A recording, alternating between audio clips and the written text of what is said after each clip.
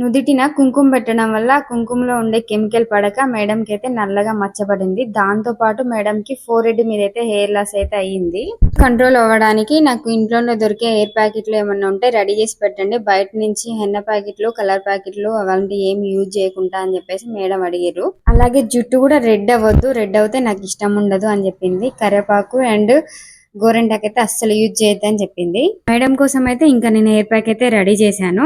అది ఎలా చేశానో చెప్తాను, మీకు కూడా యూజ్ అవుతుంది చూడండి. బీట్రూట్ ముక్కలు, ఉసిరికాయ ముక్కలు, కలబంద, గులాబీ రెమ్మలు, గుంటకరగడాకు, మందార పువ్వు, మందారం ఆకులు, అలాగే మర్రి ఊడలు, ఇవైతే మెయిన్.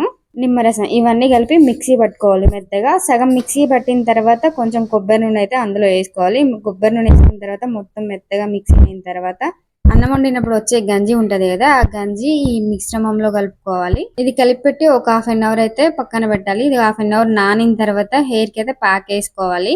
అది కూడా హెయిర్ రూట్స్ ఉంటాయి కదా, ఆ రూట్స్ కి మంచిగా టచ్ అయ్యేటట్లు ప్రెస్ చేస్తూ హెయిర్ కి అప్లై చేసుకోవాలి. మొత్తం అప్లై చేసుకున్న తర్వాత అయితే ఈ ప్యాక్ 40 to 50 మినిట్స్ అయితే లీవ్ చేయాలి. అలా లీవ్ చేసిన తర్వాత గోరువెచ్చని నీళ్ళతో అయితే కడిగేసుకోవాలి. ఇదే కాదు, ఏ ప్యాక్ అయినా సరే 40 to 50 మినిట్స్ వరకే ఉంచాలి, ఎక్కువ ఉంచితే హెయిర్ ఫాల్ అవుతుంది.